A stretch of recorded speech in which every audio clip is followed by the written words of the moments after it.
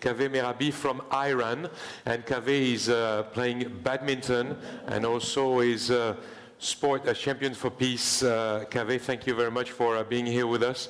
I would love you also to give your experience and tell me what you wanted to do for peace. Thank you, Mark. First of all, I'll just give you a very short story about what happened that I became the first Olympian in badminton from West Asia. I was only 10 watching the opening ceremony of the Barcelona games. And, just watching the ceremony with my father, who was a big fan of sport, not really paying attention to too much details. Then all of a sudden, the Iranian delegation walking into the stadium, and I just felt all the goosebumps. And it's not like anything that I can explain right now, but it was just a wave going through my body. And just that moment, that's what it made me decide I want to be there. One day, I want to be the one walking to that stadium. It was as simple as that. At that time, I was only 10. I was playing badminton, I was skiing. Some of you might not imagine that we can ski in Iran, but now you know we can. And throughout the years, I felt that, okay, I need a sport that I can do through 12 months a year. So I decided to pick on badminton. And at the age of 19, I decided, okay, I need to go a step forward. I moved to Denmark to become a professional player, and I was the first player ever to compete in a professional league outside Iran. At the time, my only target was becoming an Olympian, and that's it. But the funny thing was that throughout the years, I experienced that people are coming to me, and I could see, as it was mentioned earlier, that all of a sudden the cameras, the microphones are turning into your face, and I didn't know what to do. But suddenly I realized that, hey, those guys that were walking in the stadium, they changed my life. And maybe this is the chance for me. And as Sergey said, it's extremely important to let the athletes know in the early stage, while they're actually active in their career, that they can make differences. As you were also mentioning, we are role models whether we like it or not. It's our decision to make if we want to be a good role model or a bad role model.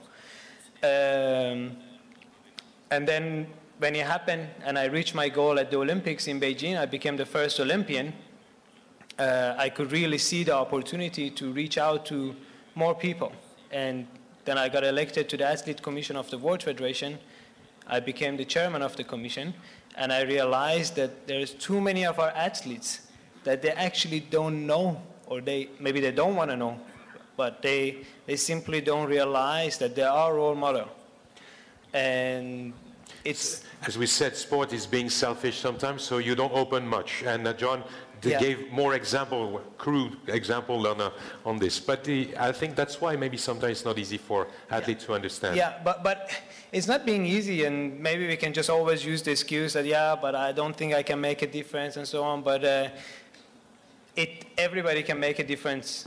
If you are an athlete in that level, people are watching you and they are copying what you're doing.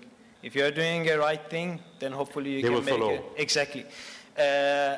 For me, in my experience, since I became the champion for peace at Peace and Sport, I realized that it's important to also educate our fellow competitor, the other athletes, to let them know what the difference they can make.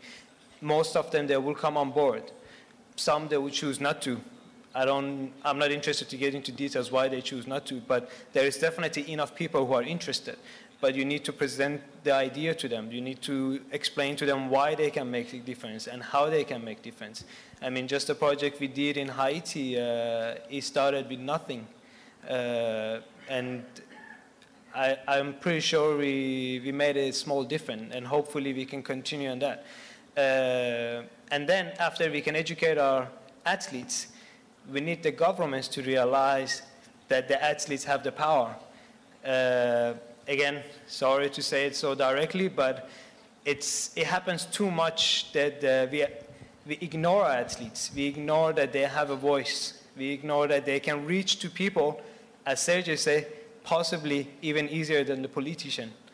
And we really need to make the government understand that and then use it in the right way and in a positive way. That's important. How is your relation with the Iranian government? Obviously, I'm representing Iran in the international stage, so I'm representing my country. I'm proud to be Iranian, but as we all know, we might have a different opinion in different subjects. But again, when it comes to sport, I think we can put everything aside. I'm very sorry that I just heard today that unfortunately Iran withdrew from the table tennis Peace and Sport Cup. Maybe I was not supposed to mention this, but since I'm Iranian, I'm saying it myself. I was very sorry to hear that. I have no idea the reason behind it.